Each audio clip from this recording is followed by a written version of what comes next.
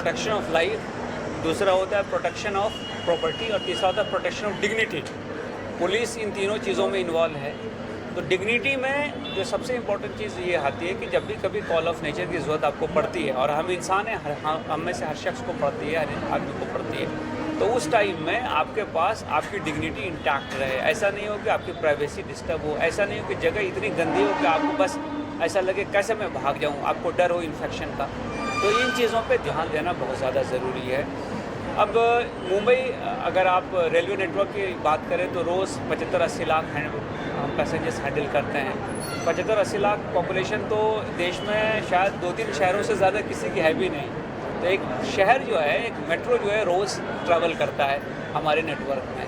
तो ऑब्वियसली जब लोग ट्रैवल करेंगे तो उनको रिक्वायरमेंट पड़ेगी रेस्ट रूम की, यूरिनल्स की, वॉशरूम्स की। अब बहुत सारी जगह पे अनफॉर्चुनेटली वो हम हाइजीन मेंटेन नहीं कर पाते हैं, वो लेवल नहीं होता है, नीट एंड क्लीन नहीं रहता है। और आज के ज़माने में ट्रेन ट्रैवलर जो है, कम्यूटर जो है, वो ऐसा कोई नहीं है कि मतलब बहुत समाज के निचले तबके का लोग है, बल्कि मुंबई में तो हर वो आदमी जो जल्दी पहुंचना चाहता है, चाहे वो CEO ही क्यों ना हो कंपनी का, वो ट्रेन से जाएगा। तो इस वजह से, और लोकल ट्रेन में हमारी कोई वॉशरूम होता नहीं है। तो मैं समझता हूँ कि बड़ा अच्छा इनिशिएटिव है कि आप एक ऐसी जगह यहाँ क्रिएट कर रहे हैं, ऐसा स्पेस क्रिएट कर रहे हैं, ना सिर्फ कि आप अपने को रिफ़्रेश कर सकते हैं, बल्कि कई ब्यूटी प्रोडक्ट्स है, ब्यूटी सर्विसेज है, खाना है, बैठ के किसी से बात करना है, मीटिंग है, रुकना है, इंतज़ार करना है, वो भी फैसिलिटीज़ अवेलेबल है। तो मैं समझता हूँ कि हमारी बहनें ये डिज़र्व करती हैं कि हम ज़रा उन पे और तवज्जो दें, और उनकी जो नंबर्स बढ़ती जा रही है एज़ कम्यूटर, तो हम उसका लिहाज करते हुए उनके लिए फैसिलिटीज़ प्रोवाइड करें।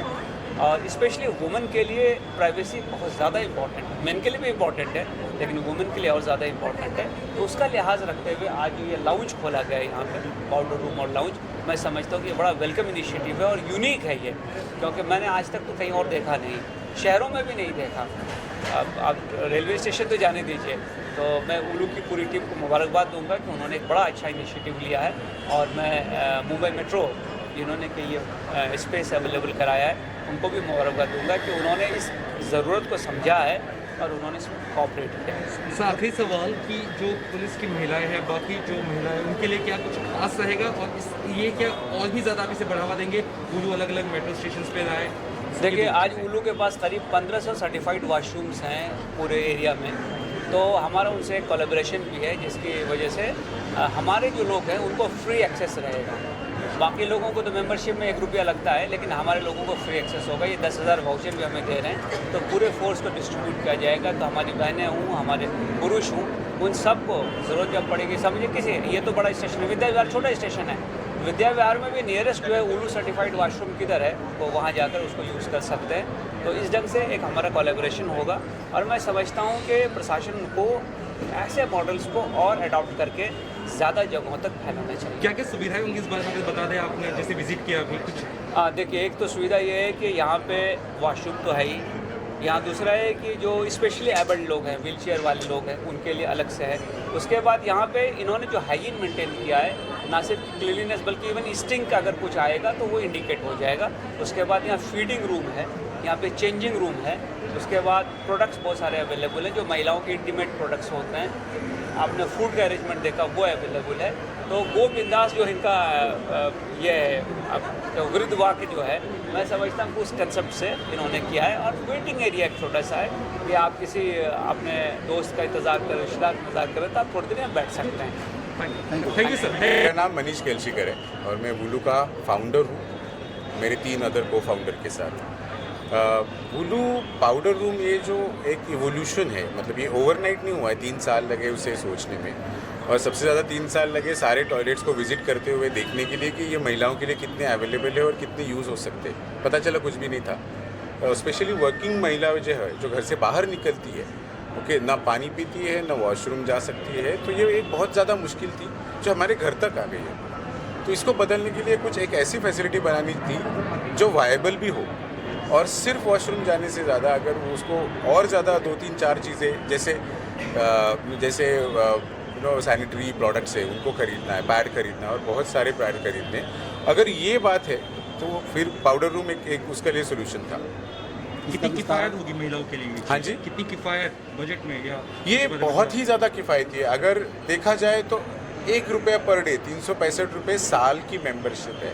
₹1 पर डे जो कितनी बार भी ये यूज़ कर सकती है, उसका लिमिट नहीं है कितनी बार भी। और ये 365 रुपये उनको कैशबैक भी मिलते हैं प्रोडक्ट परचेज करने के लिए, तो प्रैक्टिकली मतलब फ्री है। आज ये यहाँ पर घाटकोपर में ओपनिंग हुआ है, इसके बाद और कहाँ ऐसा स्टेशन है जहाँ पर आप इसकी हर 5 स्क्वायर किलोमीटर में एक पाउडर रूम की ज़रूरत है, बिकॉज हर स्टेशन मुंबई का 35,000 औरतें रोज़ ट्रैवल करती है सुबह शाम 6 दिन तक, और उनके लिए वॉशरूम फैसिलिटी नहीं होती है। 40 लाख महिलाएं मुंबई में बिना वॉशरूम फैसिलिटी के ट्रैवल करती है, काम करती है, लेकिन इन्फेक्शन होता है, हेल्थ पे इम्पैक्ट होता है, सेफ्टी पे इम्पैक्ट होता है। तो ये मतलब मुंबई में 100 और पूरे हिंदुस्तान में एटलीस्ट 1500 से 2000। सो मेट्रो स्टेशन के अलावा भी बाकी जगह आप सोच रहे हैं प्लान करें? हाँ, जहाँ जहाँ भी एक हॉटस्पॉट बोलते हैं हम लोग रिटेल लैंग्वेज में, जहाँ जहाँ भी बहुत सारी भीड़, बहुत सारे लोग, महिलाएं इकट्ठा हों, वहाँ हम लोगों ने ये फैसिलिटी ओपन कर दी। सर, आपका जो कॉन्सेप्ट है रेलवे के साथ जब आपने संपर्क किया होगा तो मतलब जैसे कोई भी सरकारी काम में आप हाथ डालते हैं तो थोड़ा सा बहुत समय लगता है, तो इसमें आपको कितना समय लगा, किस तरह से परेशानियाँ हुई और किस तरह से आपने रूल रेगुलेशन को फॉलो किया? नहीं, मैं भी आपकी तरह ही का एक वहम लेके चल रहा था, बट मुझे लगता है कि हमारी तरह ही इंसान है, उनके घर में भी यही तकलीफ है और इंटेंशन भी उनका वही है कि काम करवाना होना चाहिए।